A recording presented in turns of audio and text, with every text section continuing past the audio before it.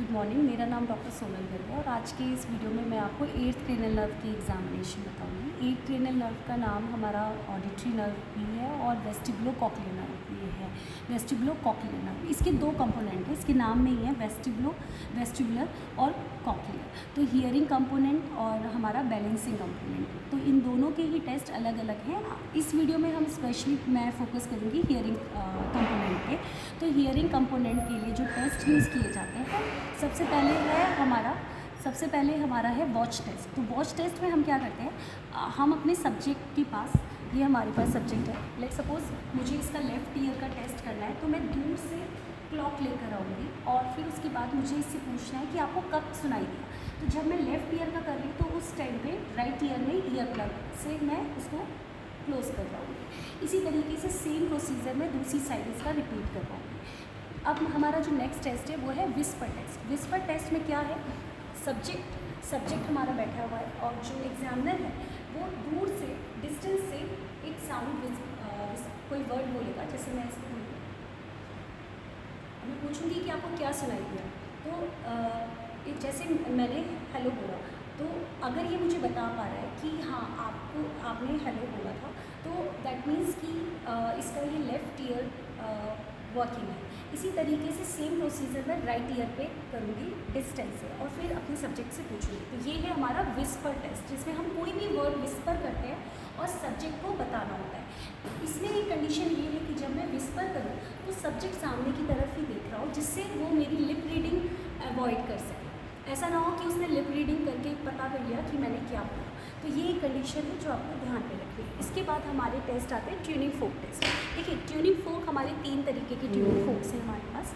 ये अलग अलग फ्रिक्वेंसी के हैं। ये जो सबसे बड़ा वाला ये 128 फ्रिक्वेंसी का है, हर्ट्ज़ का है। इससे ये जो हमारा है ये 512 वाला, और ये है हमारा 256 हर्ट्ज़ वाला। इन तीनों ट्यूनिंग फोक में से स्पेशली जो tuning fork test Weber test होता है, उसमें हम स्पेशली ये वाला ट्यूनिंग फोक यूज़ करते हैं। उसका रीज़न ये है कि ये ट्यूनिंग फोक ज़्यादा सेंसिटिव है, हमारे ह्यूमन ईयर ज़्यादा सेंसिटिव है इस ट्यूनिंग फोक की फ्रिक्वेंसी से, तो हम प्रेफरेबली ये यूज़ करते हैं। वैसे आवाज़ तो तीनों से ही टेस्ट किए जा सकते हैं, लेकिन प्रेफरेबली अगर हमारे पास ऑप्शन है तो हम ये वाला पिकअप करते हैं। तो सबसे पहले टेस्ट आता है रिनीज टेस्ट। इसमें हम 4 टेस्ट करते हैं ट्यूनिंग फोक टेस्ट में। First number is Rinne's, second is Weber's, third is Schwabach test, और एक और चौथे नंबर का टेस्ट है मॉडिफाइड शॉबेक टेस्ट। तो let's discuss one by one. तो सबसे पहले मैं रिनीज टेस्ट के बारे में आपको बताती हूँ। तो रिनीज टेस्ट में सबसे पहले तो वाइब्रेशन पे लेना है, और वाइब्रेशन पे लेने के बाद हम सब्जेक्ट के मेस्टॉइड प्रोसेस पे यहाँ पर हम रखेंगे। देखिए, ये है मेस्टॉइड प्रोसेस। तो आपको ट्यूनिंग फोक इस तरीके से होल्ड करना है कि आपकी फिंगर्स इस ट्यूनिंग फोक के प्रॉन्ग्स पे, ये जो आर्म्स हैं, इस पे टच नहीं होनी चाहिए। तो आप मेस्टॉइड प्रोसेस के ऊपर इस तरीके से रखेंगे। उसके बाद आप एयर कंडक्शन के लिए यहाँ पर सामने ईयर पिन्ना के यहाँ पर सामने रखेंगे, और तब पेशेंट से पूछेंगे कि आपको आवाज़ आनी बंद हो गई या नहीं, तो आप हमें बताइए। तो ठीक है, तो ये मैं आपको करके बता रही हूँ। ये मेस्टॉइड प्रोसेस पे रखा है, जब आवाज़ बंद हो जाए तो बताइएगा।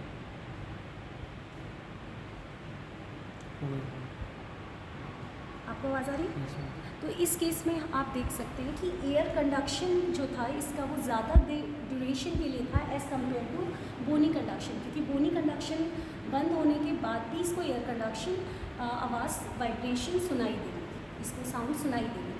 तो इस कंडीशन को, इसमें दो कंडीशन, इसको हम बोलते हैं रिनीज पॉजिटिव। क्या बोलते हैं? रिनीज पॉजिटिव। और रिनीज पॉजिटिव की 2 कंडीशन है। मैं आपको यहाँ ब्लैक बोर्ड पर बता सकती हूँ कि यहाँ पर रिनीज टेस्ट जो है, रिनीज टेस्ट में air conduction is more than bony conduction, तो इसको हम बोलेंगे रिनीज पॉजिटिव। और यहाँ 2 कंडीशन आती है, या तो सब्जेक्ट हमारा नॉर्मल है या फिर उसको सेंसोरियल डेफनेस है।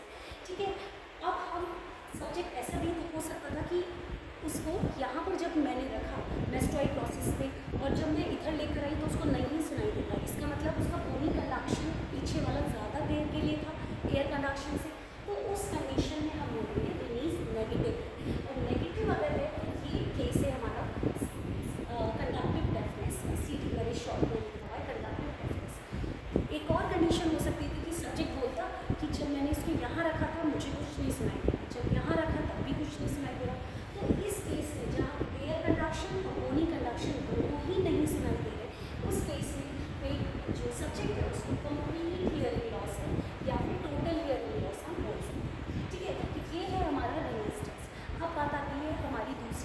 वेबस टेस्ट।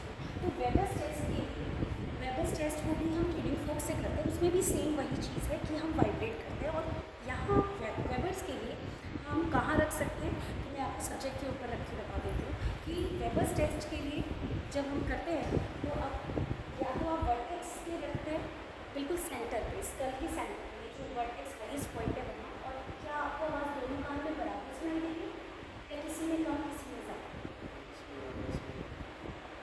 देखिए जैसे ये इस सब्जेक्ट में पहले तो बेटा आवाज़ ना ध्यान से सुना, ठीक है। और दूसरी पोजीशन हम ये भी रख सकते हैं कि आपको आवाज़ दोनों में बराबर सुनाई दे रही है। जैसे अब हमारा सब्जेक्ट कह रहा है कि इसको आवाज़ दोनों कानों में बराबर सुनाई दे रही है, तो जब दोनों कानों में आवाज़ बराबर सुनाई देती है, अब मैं आपको एक बात बताना चाहूँगी कि equal sounds on both side, अगर दोनों कानों में आवाज़ बराबर सुनाई दे रही है तो ये एक नॉर्मल केस है, ये नॉर्मल केस है। लेकिन अगर इसको आवाज़ एक कान में ज़्यादा सुनाई दे रही है, जो इसके अकॉर्डिंग इसका नॉर्मल ईयर है, यानी नॉर्मल ईयर हम इस बेसिस पे बोलेंगे कि इसको उसमें कोई कंप्लेन नहीं हुई, तो इसके अकॉर्डिंग वो नॉर्मल ईयर था। अब उसमें इसको आवाज़ ज़्यादा सुनाई दे रही है तो ये केस होगा कि उस कान में सेंसोन्यूरल हियरिंग लॉस है। अगर इसकी साउंड इसके डिजीज ईयर में सुनाई ज़्यादा दे रही है, यानी अगर इसको पता है कि मेरे ना इस कान से राइट ईयर से आवाज़ कम सुनाई देती है, ये इसी राइट ईयर की कंप्लेन लेकर डॉक्टर के पास आया होता और तब इसका वेबस टेस्ट मैंने किया होता और फिर ये कहता मेरे इसी ईयर में मुझे आवाज़ जो है वो ज़्यादा सुनाई देती, तो फिर डिजीज ईयर जो इसके अकॉर्डिंग इसका डिजीज ईयर था उसमें अगर आवाज़ सुनाई देती तो इसको हम बोलेंगे कंडक्टिव डेफनेस। ठीक है, तो यहाँ पर 3 कंडीशंस बैठती हैं, या तो दोनों कानों में बराबर आवाज़ सुनाई दे तो नॉर्मल, अगर एक साउंड जो है वो एक तरफ ज़्यादा हो रही है यूटिलाइज टुवर्ड्स नॉर्मल ईयर तो सेंसोरियल डेफनेस, अगर आवाज़ डिजीज ईयर की तरफ ज़्यादा सुनाई दे रही है तो दैट मीन्स कि ये कंडक्टिव डेफनेस का कॉज है। कंडक्टिव डेफनेस डिजीज ईयर, अगर डिजीज ईयर में आवाज़ ज़्यादा सुनाई देती है that is due to the masking effect absent of the environmental sounds की वजह से। इसी वजह से ये है हमारा वेबस टेस्ट। अब हमारा एक और टेस्ट होता है शॉपेक टेस्ट। शॉपेक टेस्ट में हम कंपैरिजन करते हैं डॉक्टर का वर्सेस सब्जेक्ट के कंडक्टिव डेफनेस। इसमें हम एयर कंडक्शन का टेस्ट नहीं करते, सिर्फ कंडक्टिव डेफनेस का। इसमें हम सिर्फ बोन कंडक्शन का टेस्ट करते हैं। तो इस टेस्ट में किस तरीके से करेंगे, इसमें मैं सबसे पहले इसके मेस्टॉइड प्रोसेस को यहाँ पर इसको जब आपको आवाज़ आनी बंद हो जाए तो बताइए। अब मैंने अपने भी लगाया, मुझे भी आवाज़ नहीं आई। मैंने इस टेस्ट में क्या किया, इसमें मैंने सब्जेक्ट के बोनी कंडक्शन को टेस्ट किया अपने बोनी कंडक्शन से।